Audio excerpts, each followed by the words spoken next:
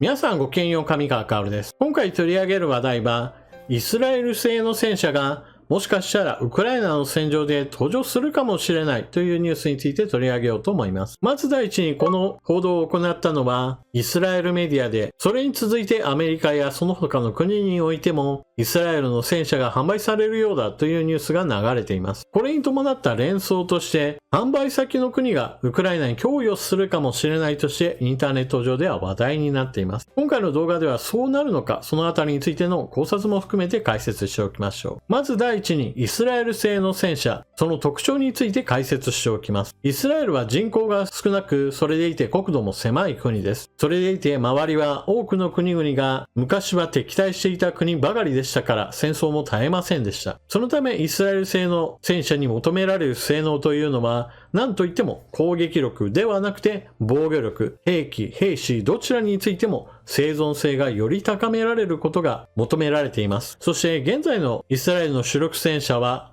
メルカバマーク4です。先ほども述べたように生存性を高めなければならないといったこともあって、メルカバマーク5についての開発も進められ生産、さらには配備がこれから進められていく予定です。現在の戦車に求められる性能というのは防御力といったことも非常に重要なのですが、どんな攻撃をしてくるか、そういった攻撃方法についても種類が増えてきました。ロシアによるウクライナ侵略に伴ってドローンによる攻撃であるとか、ドローンによって観測されたより精密な砲撃など、従来よりもより多くの攻撃方法に対処しなければなりません。ですからメルカバマーク5においてはそのような攻撃などに対してもより広範に防御できるようなシステムを導入されたと言われています。さて、そのようにイスラエル製戦車といえば防御力が高いとして評価されているわけですが、今回話が出てきた売却される戦車というのはすでに退役したメルカバマーク3とマーク2です。数についてはイスラエルメディアの報道によれば合計で200両程度だとされています。売却される国は2つ。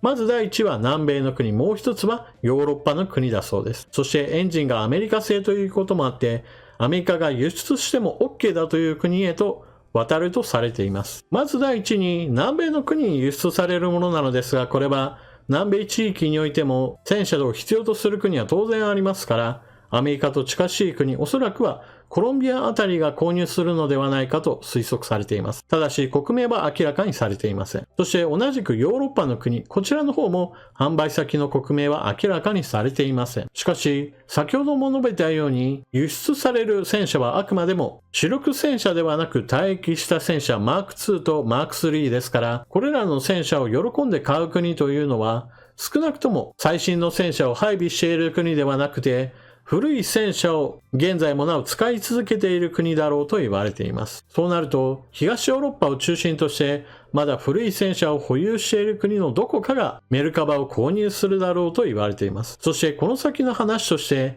アメリカがこの購入資金をある程度援助したのではないかという話が出ています。つまり、アメリカがなぜそのようにしてお金を工面したかといえば、いずれはウクライナに供与することを念頭にして商談をまとめたのではないかと言われています。この話からインターネット上ではメルカバがウクライナに供与されるためのどこかの国を経由してウクライナに供与するのではないかといったことが話として出てきたわけです。ただしこの点についてはちょっとうさんくさいなと思っています。というのも、イスラエルは直接的にはウクライナに対して軍事支援は行っていません。ロシアに対する経済制裁も行っていません。ですからそのように直接的な支援につながるような動きは私はしないのではないかなと思っています。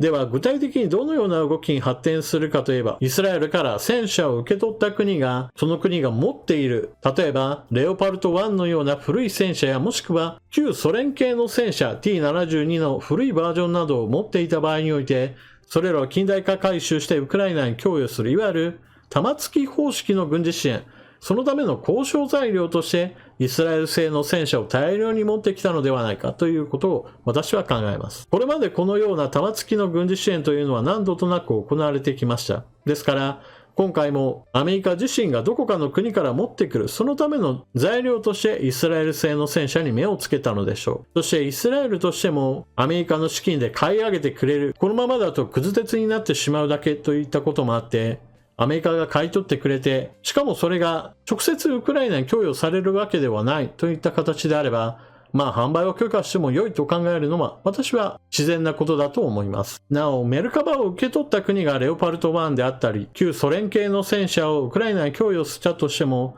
あまり役に立たないと思うかもしれませんが、そんなことはありません。基本的に戦車は対戦車兵器がない限りにおいては、様々な場面で使いようがある兵器です。また、現在のウクライナにとっては、守りから攻めに転じたことによって、様々な対戦車兵器によって戦車や装甲車などを失っている場面です。ですから、たとえ古いものであったとしても、どんどんと供与されるといったこと、それ自体が非常に戦力の補充に役立つはずです。ですから、今回の動画の結論としては、インターネット上では、ウクライナの戦場にイスラエル製戦車が登場して、ロシア製戦車と戦うかもしれないといった話題については、そうはならないだろうというのが私の解説です。しかし、一方においてイスラエル製の戦車がヨーロッパの国に販売されることによって、アメリカの外交的な後押しもあって、受け取った国が少し古い戦車をウクライナに供与するといった動きへとつながるでしょう。それによってウクライナは戦車の補充ができて、ロシアとの戦闘を継続できるはずです。また、こうした戦車などを失うことに関して補充する動きというものをアメリカは引き続き行っています。例えば、反転攻勢を行うにあたって、ロシア軍による抵抗も激しいこともあって、西側から供与されたレオパルト2や歩兵戦闘車ブラッドレーなどが次々撃破される出来事が起こっています。これなどは兵器は残念ながら、ロシア側の兵器と単体で比べた場合においては性能が上であったとしても、兵器である以上は対戦車兵器などによって破壊されてしまうという現実を見せつけています。しかし、破壊された分だけどんどんと補充すればいいというのがアメリカの考えのようで、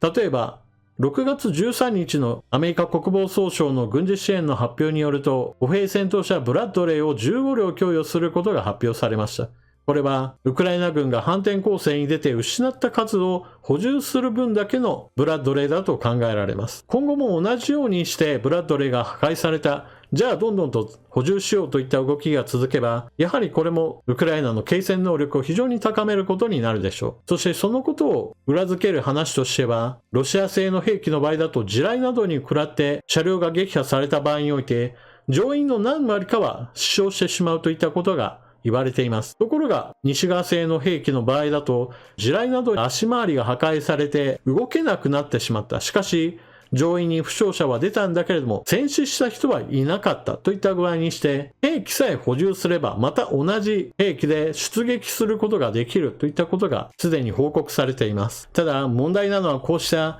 どんどんと古いものを利用しつつ、押し出す形でウクライナに戦車や歩兵戦闘車、装甲車などを供与し続けるといった動きもさすがに限界は来るでしょう。今回イスラエルに対してマーク3、マーク2のメルカバをどんどんと倉庫から出すような話が出てきたのも結局のところヨーロッパ国内においてウクライナに供与するだけの戦車の余裕といったものがいよいよなくなってきたという問題を抱えているんだと思います。一方でアメリカにおいては M1A1 やまだ供与可能な戦車があるのですが、残念ながらこれらの戦車をアメリカがなかなか出さないといった問題があります。退役して保管している M1A1 戦車などは1000両程度あると言われていますから、撃破されても乗員が死ななければ何度でも復活して攻撃できる、いわゆるゾンビアタックをするのであれば、アメリカが本気になってさえくれれば、もっと話がうまくいくのになとちょっと思ってしまいます。今回のイスラエルのメルカバマーク3、マーク2の輸出話というのは、このように様々な面で他の国との絡みもあってウクライナ情勢とつながっています。戦争がなければおそらくはこれらの戦車は鉄くずとしてスクラップ業者にかけられていたでしょう。残念ながら現在の国際情勢はそのような兵器をそのまま眠りにつかせてはくれないようです。というわけで今回の動画はここまで。最後までご視聴いただきありがとうございました。チャンネル登録していない方はぜひともチャンネル登録していってください。そして動画を見終わったら評価ボタンのクリックと